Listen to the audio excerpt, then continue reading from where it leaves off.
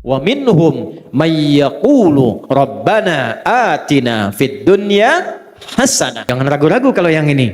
Wa fil akhirati hasanah. Wa qina, kita tak bisa hukumi status seseorang, tak bisa hukumi iman dan baiknya seseorang, tapi kita bisa melihat tapak dan jejak kebaikan yang ditinggalkan oleh orang itu. Dan kalau ingin lihat orang husnul khatimah, baik atau tidaknya, karena itu husnul khatimah, bukan husnul bidayah. Husnulnya di akhir, kebaikan tampaknya di akhir. Setelah wafat, tampaklah kebaikan-kebaikannya, virallah kemuliaan-kemuliaannya. Itulah kemudian yang kita ikuti tapak jejaknya. Maka bagaimana menjadikan semua nilai kebaikan itu punya nilai di akhirat? Karena nanti, mohon maaf, ada orang pun ahli dunia tapi baik. Jangan salah, ahli dunia baik, cuman sayang kebaikannya tidak disiapkan untuk akhiratnya. Zaman Nabi itu ada orang belum beriman, non muslim, baiknya luar biasa, sedekah ke orang, sosialnya tinggi, mengatasi kesulitan orang lain, bantu memudahkan akses. Maka Sayyidah Aisyah radhiyallahu taala anha bertanya pada Rasulullah, "Ya Rasulullah, wahai Rasulullah,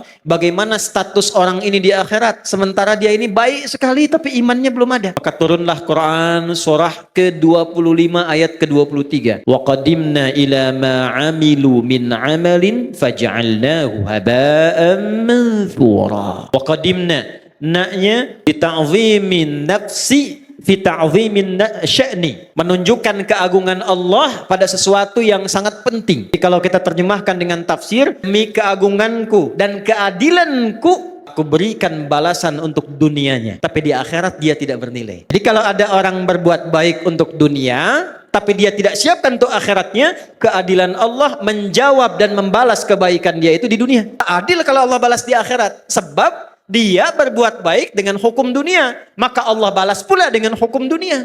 Tuh. Baiknya karena dunia, maka diangkat orang itu, sebut-sebut orang itu, disanjung orang itu. Ada pula yang mendoakan. Tapi kalau tidak ada kunci akhiratnya, di akhirat kebaikan itu hanya akan menjadi debu yang berterbangan. Detil Al-Quran, debunya terbang. Kalau terbang kan tak bisa ditimbang. Kalau debunya hinggap, masih ada berat. Tapi kalau debunya terbang, bagaimana menimbangnya? Maka kunci pertama, bagaimana kita menyiapkan bekal ke akhirat tanpa meninggalkan dunia. Yang pertama, rubahlah rutinitas dunia kita menjadi ibadah. Satu. Maka berubahlah perbuatan kita dari sekedar rutinitas amal, punya sifat ibadah, namanya soleh. Maka amalnya berubah menjadi amal soleh. Setiap amal yang menjadi soleh, maka dia punya sifat baru, namanya hasanah. Ketika amal menjadi hasanah, maka dia punya poin. Poin inilah yang disebut bekal akhirat, namanya ajrun, yang kita sebut pahala. Pekerjaannya tetap dunia, tapi pekerjaan dunia ini karena diniatkan menjadi ibadah, amalnya menjadi soleh, perbuatan baiknya diridhai Allah menjadi hasanah, maka setiap hasanah punya nilai akhirat. Dari mana dalilnya? Quran surah ke-6 ayat 160.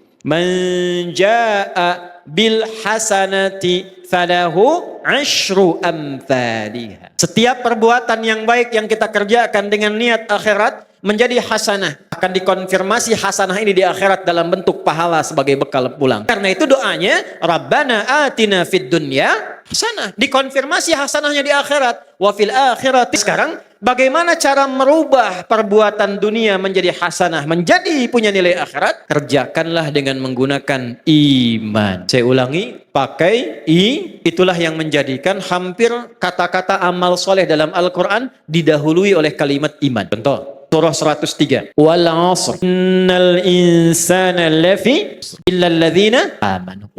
Kalau ada iman, sudah pasti perbuatan kita itu dibimbing iman jadi amal soleh, bukan sekedar amal. Kalau amal saja belum tentu soleh, jadi dunia. Ini gelas untuk minum, diisi air, kemudian kita minum, minumnya pakai iman, maka minum itu amal, meminum menggunakan iman berubah amal menjadi soleh. Minumnya fungsi menghilangkan haus, imannya menjadikan aktivitas minum punya nilai ibadah, dituliskan 10 pahala. Jelas? Yuk kita detilkan ya, detilkan pelan-pelan. Rubah kegiatan dengan menggunakan iman. Bapak Ibu kalau ingin mau cek, semua fungsi tubuh kita ketika disebutkan dalam Al-Quran, itu umumnya disebutkan imannya dulu, baru fungsi tubuhnya. Jadi kita ini melihat saja sekarang, itu melihat pakai iman, Bu. Kalau ingin dapat pahala akhirat, urusan melihat saja ini ada pahalanya. Urusan bicara pun ini ada pahalanya. Kapan melihat berpahala? Kapan berbicara melahirkan pahala untuk bekal akhirat? ketika melihat, berbicara, mendengar menggunakan iman. Tanya ibu sebentar, Bu, apa fungsinya mata? Mata bukan sekedar melihat. Kalau melihat saja, itu fungsi dunia, tidak beda dengan hewan. Kambing melihat tidak? Ya. Ayam melihat, elang melihat. Mata elang lebih tajam dibanding mata kita.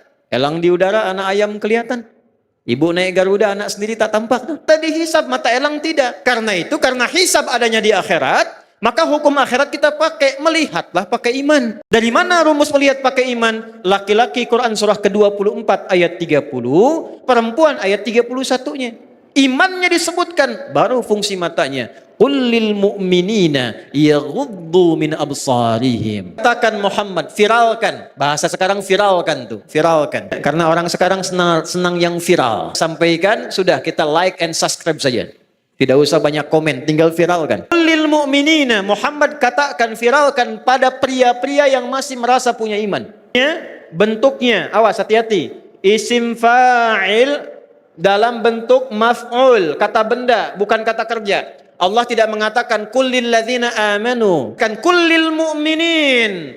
Ketika ada objek, ya, kita yang diminta ini, objek itu kita diminta oleh Allah, menggunakan kata benda, isim, itu hukumnya lebih kuat dibandingkan kata kerja. Karena benda tidak berubah, kerjaan masih bisa berubah. Tuh, ini gelas, sampai kiamat kurang 2 hari, tetap akan jadi gelas. Tidak akan pernah jadi ayam, karena benda. Tapi semua terkait pekerjaan, masuk kepada sifat, karena dia unsur pekerjaan pasti berubah. Itu sifat yang masuk pada kata kerja. Orang tua sayang pada anak, diberikanlah pelukan, diberikanlah senyuman, pekerjaannya itu. Sayang itu tidak selamanya akan sama. Tanya, suami ibu dari awal nikah sampai sekarang sayangnya sama nggak?